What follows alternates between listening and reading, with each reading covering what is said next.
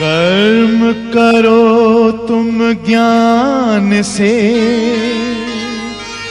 श्रेष्ठ ज्ञान है धर्म।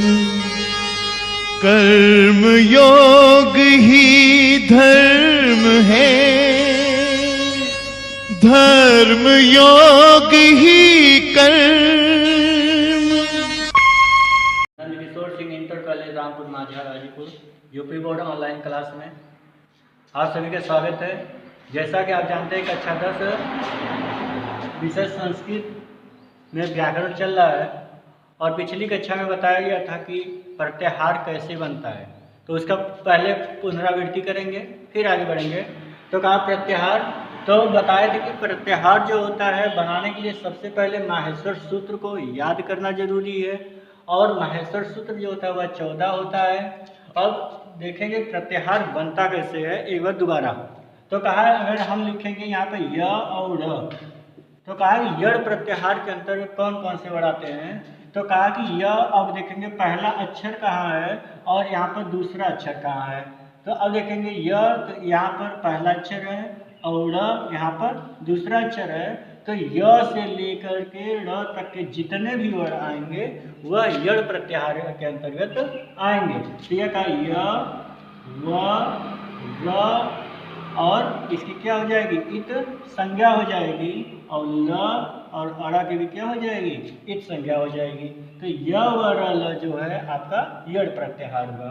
फिर उसके बाद कहा ज स, तो पहला अक्षर देखेंगे कहाँ है तो कहा ज और दूसरा अक्षर देखेंगे कहाँ है श। तो यहाँ से लेकर के यहाँ तक जो है जस प्रत्याहार के अंतर्गत आएंगे। तो कहा ज र ये जो है 5 वर्ड आपके जस प्रत्याहार के अंतर्गत आएंगे। फिर कहा स र, तो कहा स है और र है। तो यहाँ पे स और र में यहाँ से लेकर के यहाँ तक के वर्ड जो है स श ये आपके आ जाएंगे सर प्रत्याहार के अंदर। इस तरह से जो होता है प्रत्याहार बनने को तो बहुत बन जाएगा, लेकिन जो है पाणिनि ने सिर्फ 42 या 43 प्रत्याहार का ही जो है यहाँ पर वर्णन किया है। तो कहा कि आपसे प्रश्न पूछ सकता है कि प्रत्याहार कितने होते हैं। तो कहा प्रत्याहार कितने होते हैं। तो आप जो है बोल सकते हैं 42 या 43।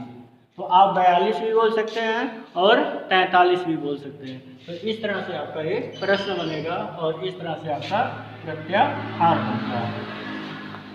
फिर अब आपसे जो है अब बोल देखेंगे वर्ण उच्चारण स्थान और उसका सूत्र क्या होता है। 9 से लेकर के 12 तक कोई भी क्लास का संस्कृत अगर लड़का पढ़ रहा है तो वह जो है यहाँ से एक प्रश्न ले सकता है या यहाँ से एक प्रश्न पूछा जाता है। और अगर आगे कंपटीशन में भी अगर आप देख रहे हैं या जहाँ तक आप संस्कृत पढ़ेंगे कहाँ तक देखेंगे यहाँ से एक प्रश्न जरूर पूछता है।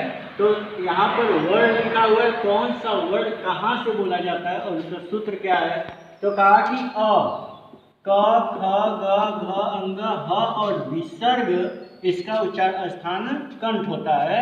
तो कहा कि इसमें से जितने भी वर्ड हैं वह कंठ से बोले जाते हैं और इसका सूत्र है अपूह विसर्जनीय नाम कंठ। फिर कहा ई, च, छ, ज, झ, इय, य और श इतने वर्ड जो होते हैं आपके तालु से बोले जाते हैं और इसका सूत्र होता है ई, चु, यशा नाम तालु। फिर उसके बाद री, ट, ठ, ड, ढ और र और श यह वर्ड जो होता है जितने हैं वह मूर्धा से बोले जाते हैं और इसका सूत्र होता है ऋतु यशाराम मूर्धा। फिर का ली, त, थ, द, ध, न, ल और स ये जितने वर्ड है दंत से बोले जाते हैं और इसका सूत्र होता है ऋतु यशाराम दंत उ, प, फ, ब, भ, म और उपद्यमानी ये जितने वर्ड है ओठ से बोले जाते हैं। इनका सूत्र होता है उपपद्यमानी ओष्ठव। ए है आपके कंठ तालु दोनों से बोले जाते हैं क्योंकि ए जो होता है वह अ और ई से बनता है तो अ कहाँ से बोला जाता है? कंठ से। और ई कहाँ से बोला जाता है? तालु से। तो इसलिए जब ए बनता है तो यह जो है कंठ और ये तालु है, तो यह कंठ तालु दोनों हो गया, तो इसलिए यह कंठ तालु होता है इसका उच्चारण स्थान। और यह सूत्र होता है ए दे तो कंठ तालु। फिर कहा ओ औ, तो कहा कि अ जो होता है कंठ से बोला जाता है और उ कहाँ से बोला जाता है? ओठ से। तो कहा कि कंठ से अ बोला जाएगा और उ से ओठ, तो अ उ मिलकर क्या बनता है? ओ। तो यह कंठ और यह ओठ से है, इसलिए यह कहाँ से बोला जाएगा? ओ कंठ और ओठ से। तो यह हो गया कंठ ओष्ठ, तो ओ दो तो कंठ ओष्ठ। फिर कहा इया अंगड़ न म, तो कहा कि यह जो है आपका हर वर्ग का पंचम अक्षर जो होता है वह अनुनासिक कहलाता है। तो आपसे प्रश्न पूछेगा कि वर्ग का पंचम अक्षर क्या कहलाता है, तो आप बोलेंगे अनुनासिक। या आपसे यह अगला प्रश्न पूछ सकता है कि अनुनासिक क्या है, तो आप बोलेंगे अंग, इया, अड़, न, म, ये आपके अनुनासिक कहे जाते हैं। और इसका सूत्र अनुनासिका च, और वह का उच्चारण स्थान दंत ओष्ठ होता है, और इसका सूत्र होता है दंतो व दंतो ओष्ठ। इस तरह से यह आपका वर्ण हुआ, आपका यह उच्चारण स्थान हुआ, और यह आपका सूत्र हुआ। तो कहा अकुह विसर्जनीय नाम कंठ, ईचु यशा नाम तालु, रीतु रसा नाम ऊर्ध, ऋतुलसा नाम दंत, उपपद्यमानी ओष्ठ, ए दे तो कंठ तालु, ओ द तो कंठ ओष्ठ, इया गणनामा नासिका च व दंत ओष्ठ। इस तरह से जो है यह आपके वर्ण, उच्चारण स्थान और इसके सूत्र हो गए। विचार में माहेश्वर सूत्र कितने होते हैं, प्रत्याहार क्या है, वह बनता कैसे है, और कौन सा वर्ड कहाँ से बोला जाता है, इतनी बातें जानने के बाद जो है आज शुरू किया जाएगा व्यंजन संधि।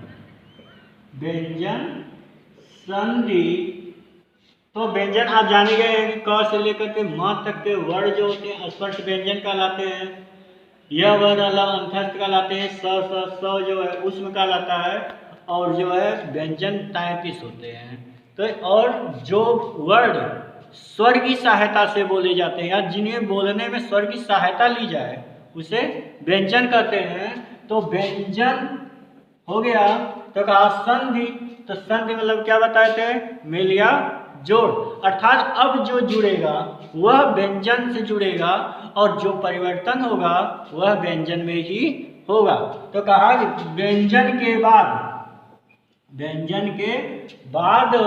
व्यंजन या स्वर आने पर, स्वर आए तो चाहे इस व्यंजन में चाहे इस व्यंजन में जो परिवर्तन होगा वह क्या कहलाएगा? व्यंजन संधि कहलाएगा। व्यंजन संधि कहलाएगा। तो कहा कि व्यंजन के बाद नियम क्या कहता है व्यंजन संधि का? तो कहा नियम, तो कहा व्यंजन के बाद व्यंजन या स्वर आने पर व्यंजन में हुए परिवर्तन को व्यंजन संधि कहते हैं। कहा जैसे, तो कहा व्यंजन के बाद व्यंजन आने पर, व्यंजन के बाद व्यंजन आने पर, तो कहा जैसे जगत धन नाथ, तो जगत में अंतिम वर्ण जो है वह क्या है? त, और जो है दूसरे शब्द का पहला शब्द क्या है? न। तो इस न को देखकर रिश्ता में क्या होगा? परिवर्तन होगा। तो यहाँ पर क्या बनेगा? न, तो ये बनेगा जगन ना थ। तो कहा व्यंजन के बाद व्यंजन आने पर व्यंजन में जो परिवर्तन हुआ है वही क्या होगा? व्यंजन संधि होगा। तो फिर उसके बाद अन्य उदाहरण कहता है वाक काक व्यंजन के बाद अगर स्वर आए तो भी व्यंजन में ही परिवर्तन होगा।